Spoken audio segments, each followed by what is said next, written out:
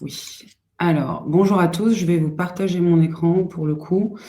Pour ceux qui ne me connaissent pas ou qui ne connaissent pas You Love Words, je me présente rapidement. Je m'appelle Inès Rekiek. Je suis associée chez You Love Words et j'interviens en qualité de Chief Sales et Marketing Officer. Hop, là vous voyez à mon avis probablement mieux tout à fait mon écran. Parfait. Petite connectique.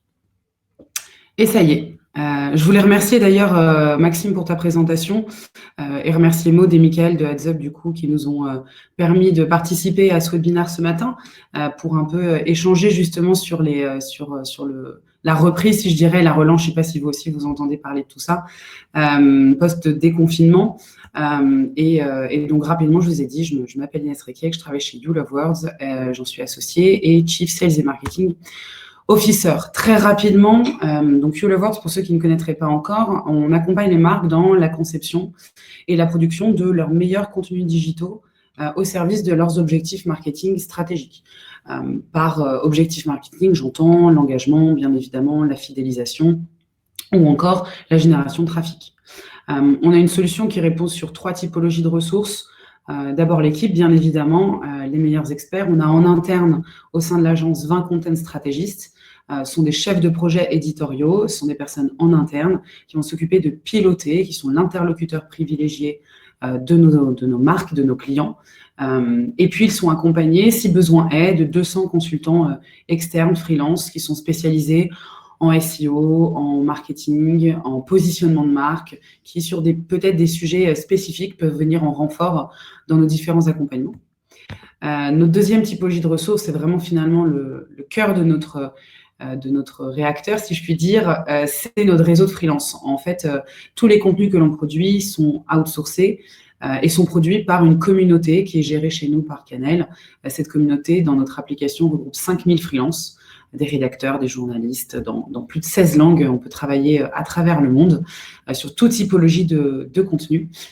Et justement, j'en ai parlé, ces freelances sont référencés sur notre plateforme éditoriale. C'est un outil maison qui nous permet en fait de suivre, de créer des projets et de ce qu'on appelle travailler en content factory, donc comment on applique finalement les méthodes de gestion éditoriale aux outils SaaS.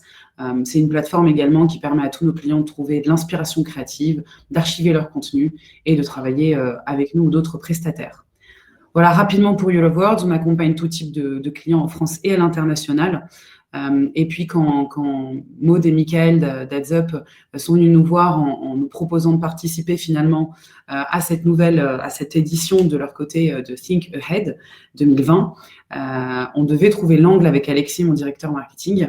Et justement, on a trouvé ça assez drôle, si je puis dire, d'aborder le sujet sur le webinar et la visio, puisque depuis 3 mois, c'est un contenu qui explose, et comment finalement ce contenu un peu poussiéreux est devenu aujourd'hui pour nous le cœur de la stratégie de contenu 2020 des marques.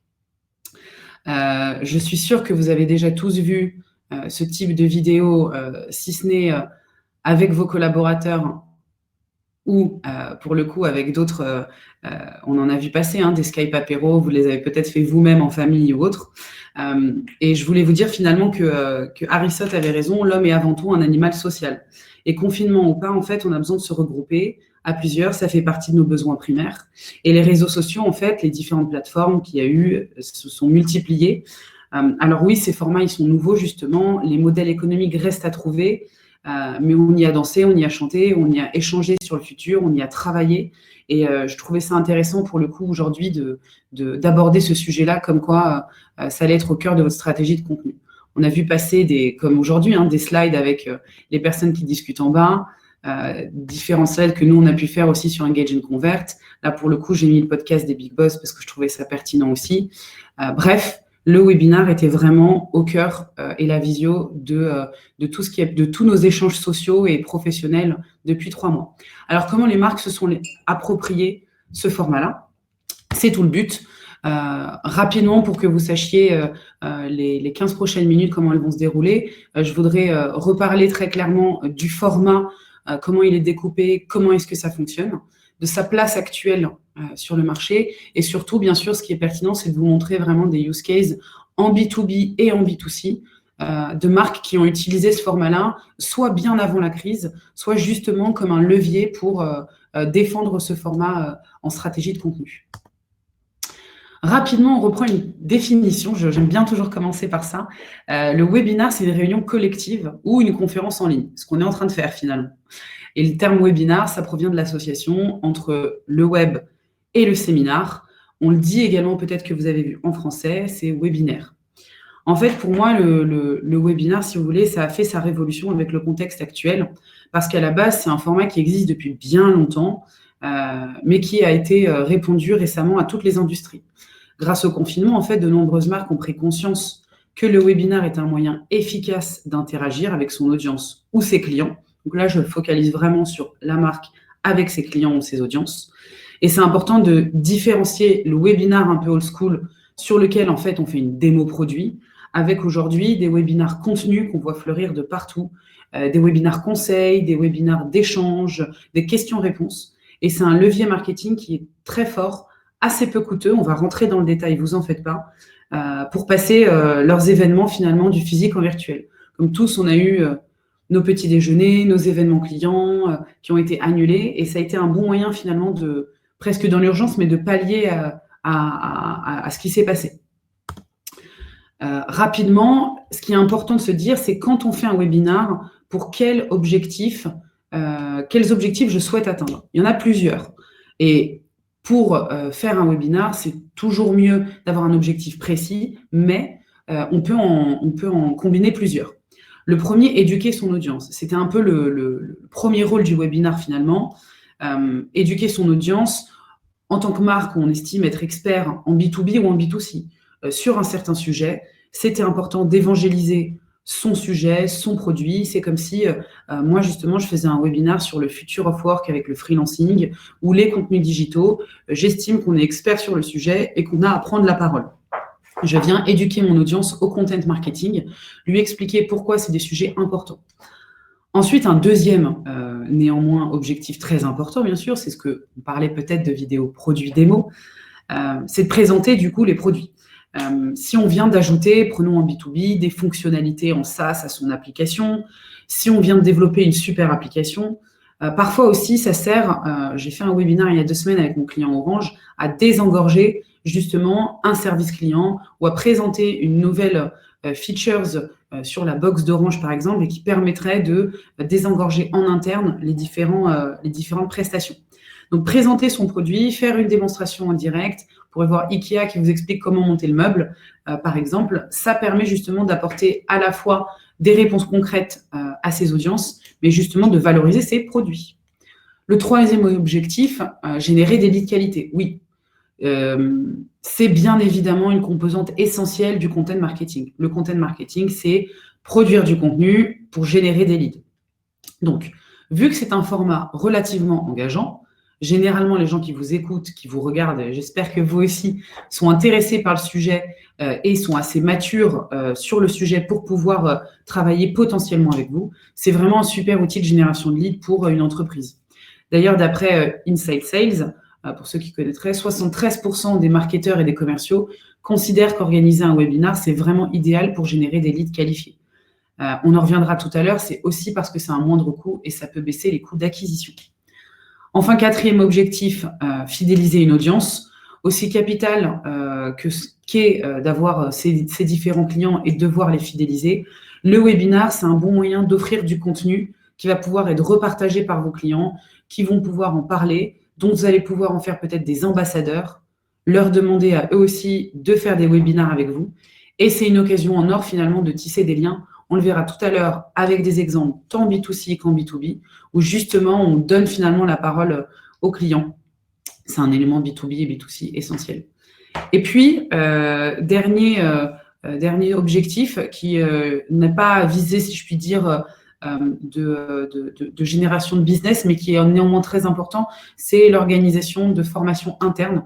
Oui, le webinar est aussi un très bon moyen de former, si je puis dire, ses collaborateurs à des techniques, à, pour le coup, un nouvel outil, un nouvel accessoire, un nouveau process en interne, ou simplement même expliquer sa marque lorsque on onboard quelqu'un de nouveau. C'est un outil assez puissant. HubSpot, on a fait toute une académie. Et puis nous aussi, on va travailler bientôt sur un projet de comment former finalement en interne et en externe les personnes au content marketing. Voilà pour les objectifs globaux du webinar et de la visio. Pour autant, il y a un autre élément essentiel finalement constitutif de pourquoi un webinar c'est pertinent, c'est que naturellement, c'est à moindre coût. Rien ne peut remplacer la proximité qu'on peut avoir un client. Je vous avoue d'ailleurs que moi aussi, j'ai hâte un peu de revoir des clients en salle de réunion et de pouvoir échanger avec eux sur des events. Pour autant, le webinar, c'est quand même le next big thing au marketing parce que ça a permis de rationaliser énormément les coûts.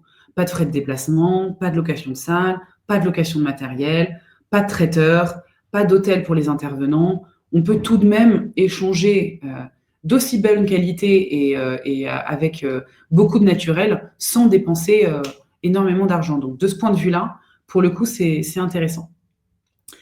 On s'est penché également à savoir quelle plateforme utiliser. Alors, je vous renverrai, et Alexis, qui est sur le chat, vous communiquera finalement le lien de l'article qu'on a dédié au sujet. Mais sur cet article, ça c'est simplement la conclusion. Vous y verrez finalement le détail des fonctionnalités, des prix et de ce que nous, on pense de ces différentes plateformes-là. Zoom, Webex, GoToWebinar, Livestorm, plateforme sur laquelle on est aujourd'hui et sur laquelle je dirais quelque chose à la fin. On a une petite surprise pour vous. En tout cas, ces notes sont purement subjectives et à l'avis de YouLoveWords, et vous pourrez vérifier l'ensemble des fonctionnalités que nous avons listées. Comment s'organiser quand on fait un webinar? C'était l'idée de vous donner quelques clés quand même, puisque l'organisation, c'est capital. Je sais que Maud, tu nous entends, toi qui as coordonné l'organisation de cette conférence en ligne pour 5-6 partenaires. C'est pas de tout repos. 5 éditions d'Engage et de Convert, c'était pas de tout repos. En tout cas, s'organiser, on vous fera parvenir en fin d'édition ce qu'on appelle un kit de planning. Donc, tout ce que je vous dis là à l'oral, ce sera une petite checklist que vous pourrez suivre si jamais ça vous intéresse. Donc, premier point, et je l'ai dit en amont, c'est clairement identifier son objectif. Deuxième point, c'est choisir le sujet que, du coup, vous allez maîtriser, bien évidemment. Ensuite, vous définissez le format. On a parlé de la conférence ici en ligne. Nous sommes aujourd'hui en live. Un webinar peut tout à fait être enregistré.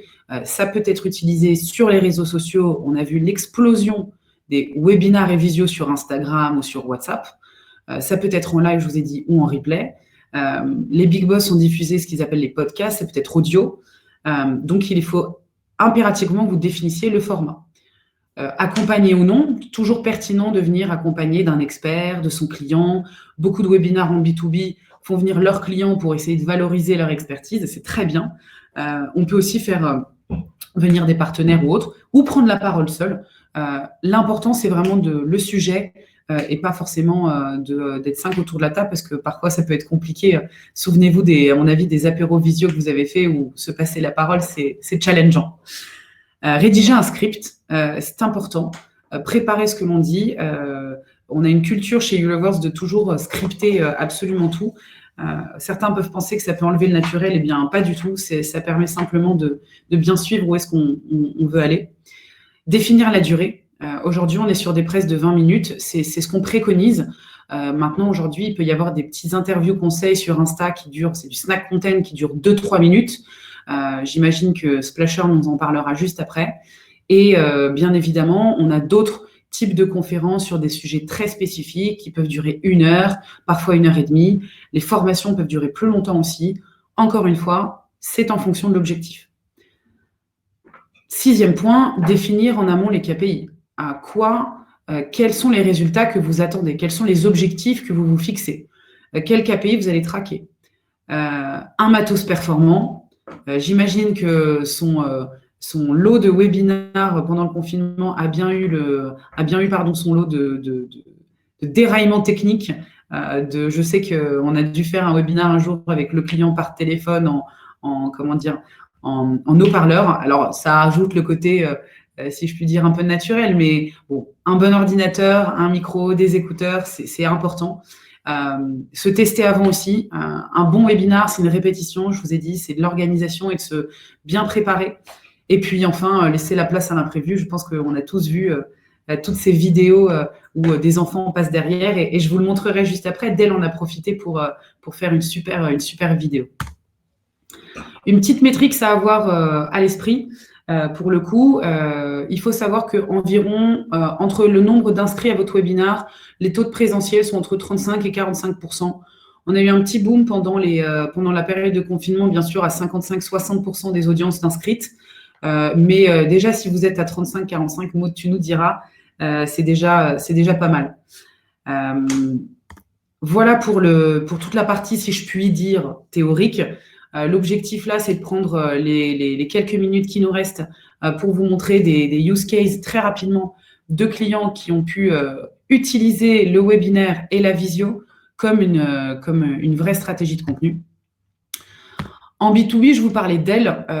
Dell qui, du coup, a vraiment mis en place tout son suivi service client, CSM pour les boîtes en B2B qui nous regardent et donc, du coup, l'accompagnement dans leurs produits à travers une vidéo où tous les téléconseillers, en fait, sont depuis chez eux. C'est assez engageant, ça a été malin finalement, ça a réutilisé les codes des visios qui se sont passés pendant le confinement. On va voir, normalement, je vous lance la petite vidéo sans son. Voilà, en fait, c'est fait exprès d'avoir justement cette dame qui met de côté un petit peu son ordinateur. Les différentes visios, vous voyez, avec les enfants, les chiens, etc. Voilà, c'était un petit clin d'œil. Je voulais vous la montrer parce que finalement, tout ce qu'on a toujours cherché dans les vidéos, à ce que ce soit parfait, eh bien là, on laisse place à voir les intérieurs, les enfants qui peut-être passent derrière ou autres. Donc, c'était malin de leur part. Utiliser finalement les codes, n'essayez pas de faire tout parfait. Chez Métro, alors Métro, c'était vraiment pertinent là aussi. On est vraiment sur un objectif de lead gen. Certains restaurateurs, vous l'avez peut-être vu à titre personnel, justement, ont décidé d'ouvrir simplement la vente à emporter, pas que sur les plateformes type Deliveroo, mais vente à emporter au sens même physique du terme. Et donc, ils ont vraiment pris ce sujet contextuel pour créer une série de webinars dont le premier était sur l'hygiène, la clé de réussite pour la vente à emporter. Pour le coup, donc c'était très actuel, c'est diffusé sur la plateforme Webikeo. De toute façon, on vous renverra la présentation avec les liens.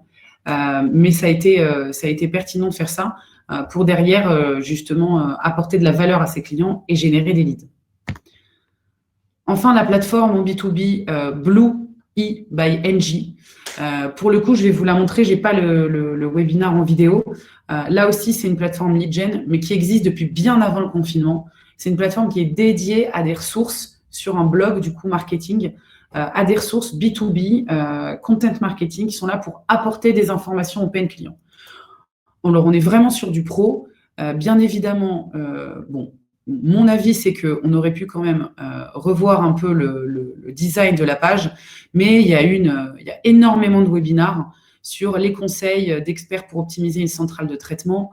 On a vraiment ici l'exemple typique d'une boîte en B2B qui a misé sur le contenu pour venir alimenter. Donc, on a également beaucoup d'articles et très lead gen. Vous voyez, il faut s'inscrire, laisser donc formulaire typique pour récupérer les leads, le contenu du webinar pour la partie un peu SEO et donc du coup tout ce blog, à mon avis, est générateur fortement de leads. Je reviens sur notre présentation pour terminer sur les cas B2C. Pour le coup, vous avez tous vu, je l'espère, peut-être en tout cas, moi à titre personnel, j'y ai participé, quand CMG Sports Club et le groupe, pour le coup, a lancé tous les live trainings. Là, on est vraiment sur un double même objectif, à la fois sur de la fidélisation, c'est comment rendre un service à, pour le coup, les abonnés, et finalement, c'était aussi quelque chose de découverte. Il y a beaucoup de gens qui se sont mis au sport pendant le confinement. Qui ont pris un peu de musculature, si je puis dire. Tout était sur Facebook, c'était des live trainings et sur Instagram, c'était communiqué tous les soirs sur le planning du lendemain. Et pareil, on a vu les coachs en jogging depuis chez eux, avec chacun qui pousse un peu son canapé pour faire de la place devant soi. C'était vraiment très malin de leur part de mettre simplement sur un sujet qui est noble, le sport, hein, mais de mettre en avant les différents coachs pour continuer à nous occuper. Donc, pour le coup, on a adoré le CMG qui réouvre le 22 juin, pour le coup, pour tous ceux qui veulent retourner à la salle. L'Oréal, je voulais vous parler de L'Oréal sur la partie justement conseil. Ce que j'ai beaucoup aimé ici, c'est qu'on est vraiment dans un sujet de fidélisation. C'est des petites capsules vidéo de 2-3 minutes diffusées sur les réseaux sociaux qui ont été faites type webinar, type visio. Je vous montre, on a juste cette image qui, vous voyez bien, est une slide qui prend 3 minutes à faire sur un PowerPoint, par exemple. Et derrière, on a une conseillère interne qui répond à des questions qui ont été posées en commentaire sur des chats Insta. C'est génial, en fait. Ils reprennent les questions. Elle est juste sur la vidéo côté en vertical et elle répond aux différentes questions en donnant ses conseils, en étant experte coloriste. Ce que j'apprécie beaucoup dans ce format, et je vous montrerai sur celui d'après, c'est qu'en fait, c'est comme si finalement l'influence ou l'explosion des micro-influenceurs sur les réseaux sociaux n'allait pas à sa perte, mais en tout cas réduisait, qu'on redonnait la parole en influence aux justement collaborateurs d'une marque.